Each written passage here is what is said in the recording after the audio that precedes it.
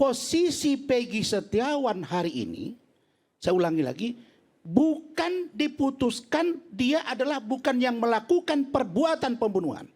Tapi itu pada aspek formil administratif alias kulit-kulitnya.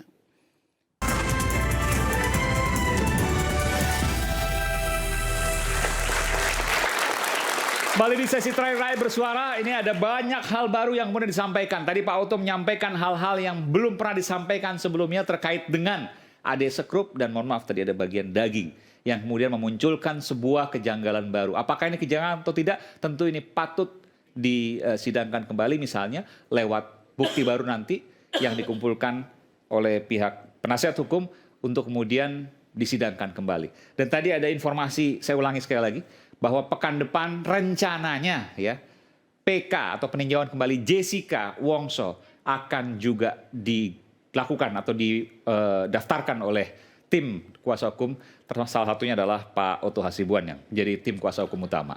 Baik, inilah sesi terakhir dari Rakyat Bersuara. Saya berikan kesempatan kepada Pak Fredrik Yunadi untuk menyampaikan. Jangan terlalu panjang Pak Fredrik, silakan. Oke, pertama saya memberitahukan bahwa putusan Mahkamah Konstitusi itu adalah erga omnes. Bahwa dalam hal ini yang erga omnes ini dalam berkekuatan hukum, tetapi itu amar putusannya, bukan pertimbangan hukumnya. Dengan demikian, Hakim Eman itu menggunakan pertimbangan sebagai alas hukum, tentu itu adalah melampaui kewenangannya. Itu pelanggaran kode etik yang cukup berat. Kedua, sebagaimana yang tadi rekan Oto sampaikan ada foto dan segalanya, saya sudah membaca putusannya daripada Vina, tidak tercantum dalam putusan. Itu Tadi. kemungkinan dalam berkas, bukan dalam putusan. Yang saya hanya bisa membaca putusan, saya nggak bisa membaca berkas karena saya bukan PH. Meskipun ketika itu diajukan bukti baru kan bisa saja berarti. Oh, silakan aja Pak. Karena ini kan kalau foto itu kan harus jelas fotonya di mana, kapan dan kepentingannya apa. Kan gitu Pak. Kedua masalahnya Pak, yang kita perhatikan bahwa yang mengatakan lukanya hanya hidungnya keluar darah dan sebagainya sepintas tadi yang dijelaskan. Tampak gitu. Yang saya lihat itu dari visium et repetumnya itu sangat jelas di bawah dadanya itu ada tusukan, bekas luka 4 cm, dalamnya 11 cm. Jadi kepalanya itu belakangnya itu pecah gitu. Itu kan visium yang kita lihat Pak. Kalau kita sidang kan kita lihat visium Pak. Bukan setiap orang ngambil foto itu bisa sebagai bukti Pak. Barang bukti itu kan tidak sederhana itu. Namun tidak melepaskan kemungkinan Pak bisa diajukan sebagai bukti yang baru Pak. Silakan aja Pak. Saya tidak akan mengkomentaran ini Pak. Terus kedua Pak, yang dalam hal ini Pak saya mengatakan mengapa dalam hal ini contohnya Pak ya. Kenapa dalam hal ini hakim itu menurut penilaian saya Pak telah melakukan pelanggaran kode etik Pak. Karena dalam waktu sidang Pak, seharusnya itu kan hakim itu kan dengan namanya asas hukum kita, kan namanya actori incumbet probadio Pak. Itu siapa yang mengajukan permohonan itu kan harus membuktikan, tapi ini berbalik Pak. Jadi seolah-olah itu termohon itu yang diminta membuktikan Pak. Ini sudah melanggar bertabrakan dengan asas hukum kita. Dan jangan lupa Pak, hakim ini Pak ya, dia itu lupa bahwa kita ini adalah negara Eropa kontinental Pak. Kita berlaku hukum positif Pak. Hakim itu tidak bisa menabrak atau membuat undang-undang sendiri Pak. Pembuat undang-undang itu hanya DPR dan Presiden Pak. Hakim tidak bisa Pak. Pasal 5 dari Undang Kekuasaan Kehakiman itu Pak, tidak ada satu penjelasan yang mengatakan hakim diberi wewenang untuk membuat undang-undang Pak. Tapi hakim bisa memutuskan. Ya, maksudnya apa? Hakim membuat undang. Kan banyak itu Pak hakim. Enggak, dalam kasus ini apa maksudnya Pak Fredrik? Dalam kasus ini maksudnya apa? Ya, jadi seperti contoh Pak. Hakim itu kan mengatakan dalam Perkap 14 tahun 2012 itu pasal 31 mengatakan bahwa orang masuk DPO itu wajib diperiksa terlebih dahulu Pak. Coba kita baca Pak pasalnya itu Pak. Kalau kita mengerti bahasa Indonesia Pak, tentu itu tidak akan terbaca alasannya itu Pak. Baik, terima kasih Pak Fredrik. Terima kasih. Poinnya masuk. Silakan Bung Tony. Singkat saja, 2 menit. Ya. Temanya itu kan apakah Peggy bisa tersangka lagi? Saya sepakat dengan Pak Hendri, pakar hukum, praktisi hukum. Jika kemudian penyidik menemukan alat bukti baru yang sangat kuat, maka bisa mungkin. Tetapi bagi kami juga mendorong. Ada CCTV yang belum dibuka. Dalam putusan pengadilan atas nama 8 terpidana itu ada CCTV yang belum dibuka. Ada 6 handphone yang belum dibuka, di antaranya handphonenya Pina. Justru kami juga mendorong apabila handphone dibuka 6 itu, CCTV dibuka, justru kami mempunyai keyakinan ya, setelah dibuka justru akan menemukan alat bukti baru di mana ada pelaku baru, bukan yang 8, apalagi Peggy Setiawan. Oke, Anda itu yakin kami itu ya, optimis. Pak? Baik, Yakin kami. terima kasih. Makanya dorong kami agar Bapak Kapolri ini bisa memerintahkan jajarannya. Dan itu ada ya? Dan ada dalam putusan baik. membuka CCTV. Itu satu-satunya jalan untuk menuntaskan kasus ini agar Indonesia tidak gaduh. Baik. Gitu. Saya ke Bung Rasman dulu, karena kalau Pak Oto dulu nanti Bung Rasman nggak berani. Baik, terima kasih. Saya menyimak dengan teliti statement dari Bang Henry, Pak Fredrik, dan Bang Oto juga, Tony. Saya sependapat dengan Bang Fredrik. Dan juga saya tanya kepada orang yang bahkan ikut membuat juknis, perkap, bahwa sekali lagi saya katakan Bung Tony, perkap, perpol, perkaba tidak boleh menjadi pertimbangan hakim untuk memutus satu perkara. Apalagi DPO dipanggil dulu sampai 3 kali dengan surat. Ini karena perkap itu menunjukkan bahwa kalau tersangka harus diperiksa dulu. Iya, tapi itu institusi berlaku untuk polisi, bukan untuk hakim. Gitu loh. Nah, kalau besok Harun Masiku ketemu dengan saya di situ, terus saya lapor polisi, KPK kasih surat, saya pastikan 1000% dia akan melarikan diri. Ini nabrak undang-undang yang menurut saya sangat serius sesuai dengan aturan hukum yang berlaku. Tapi itu pun silakan nanti kita uji. Karena itulah saya tadi dengan tim saya Rahmat Riyadi dan teman-teman ke Komisi Yudisial dan Badan Pengawas Mahkamah Agung. Kemudian tentang saudara Peggy Setiawan. Saya berharap agar seluruh masyarakat Indonesia dan para pakar yang ada di sini, bahwa posisi Peggy Setiawan hari ini, saya ulangi lagi, bukan diputuskan dia adalah bukan yang melakukan perbuatan pembunuhan. Tapi itu pada aspek formil administratif alias kulit-kulitnya. Nah, kalau besok ditemukan 2 alat bukti yang sah secara hukum, maka polisi beri ruang kepada dia untuk membuktikan bahwa Peggy Peron adalah Peggy Setiawan. Ini logika hukum kita begitu.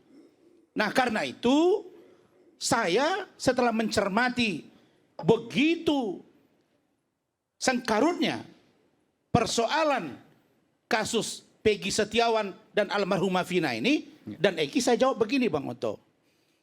Saya ini kebetulan dipercaya jadi pengacaranya Suroto.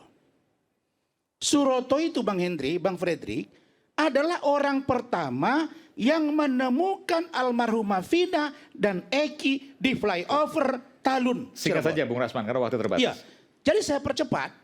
Di situ Bang, ketika ditemukan, memang dia saksikan sendiri dan dia yang membawa ke rumah sakit bersama 2 polisi, memang mukanya hancur, kemudian celana dalamnya itu memang melorot Bang.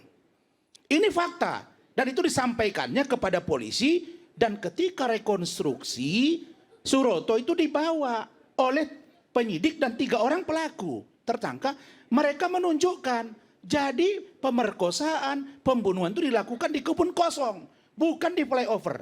Setelah mereka perkosa, mereka bunuh, dan mereka menunjukkan. Baik. Ini ada balok yang kami gunakan untuk memukul Eki dan saudara atau Artinya almarhumah mengatakan Vina. bahwa apa yang selama ini Jadi dilakukan itu, sudah nah benar. yang terakhir, saya mohon maaf sebesar-besarnya kepada para netizen.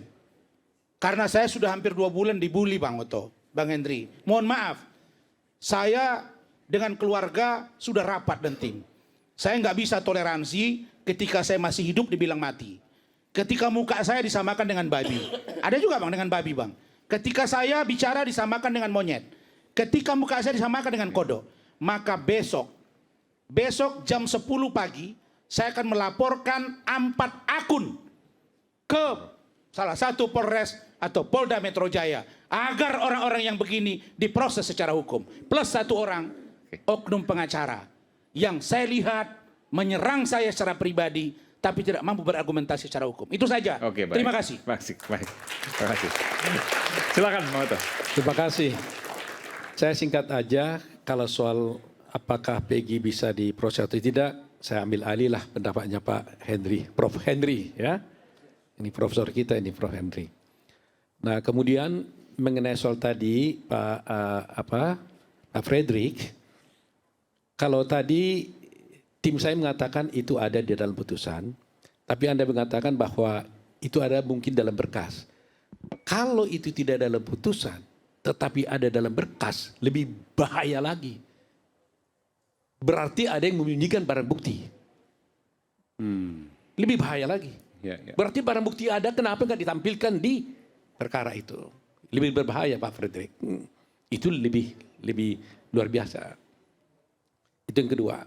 Nah yang ketiga, tadi Pak Frederick mengatakan bahwa hakim itu tidak bisa membuat undang-undang atau membuat hukum maksudnya kan. Mungkin saya sedikit beda pendapat. Itu judge made law.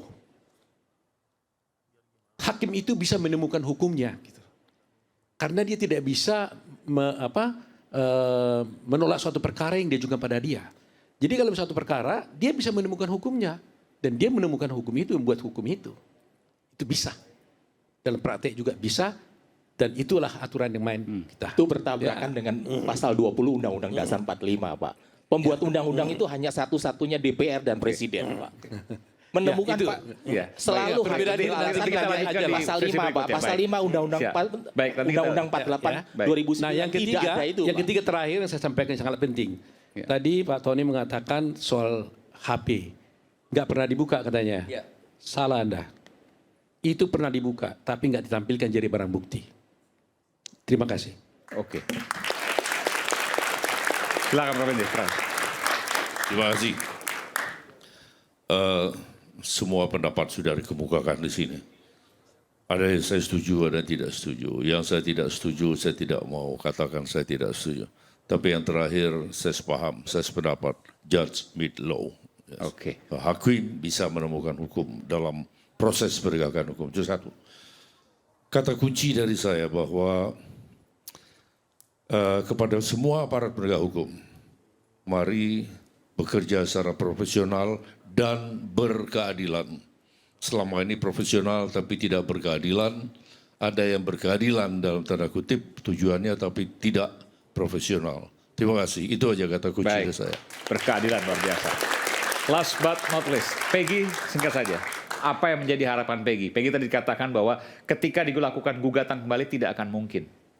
Tapi bisa jadi diselidiki lagi, mungkin. Meskipun saya nggak tahu apakah itu akan dilakukan atau tidak. Tapi saya ingin mendengarkan apa yang menjadi harapan Peggy yang sekarang ada di dalam benak Peggy. Yang ingin Peggy sampaikan kepada seluruh pemirsa dimanapun berada di seluruh Indonesia dan mungkin di luar negeri. Silakan. Ya semoga kebenaran bisa terungkap. Semoga kebenaran bisa terungkap. Singkat, padat, jelas. Baik. Pemirsa, 2 anak manusia yang masih remaja hilang nyawa. 8 tahun berlalu, jalan mencari keadilan masih buntu. Setelah Peggy, sidang peninjauan kembali mantan terpidana Saka Tatal digelar pekan depan. Bagaimana nasib 7 terpidana lain? Jalan cerita kasus Vina tampaknya masih panjang. Dan juga ada lagi kasus Jessica. Saya Aiman Wicaksono, inilah akhir dari Rakyat Bersuara. Saya undur diri, terima kasih, salam sehat, sampai jumpa pekan depan. Terima kasih.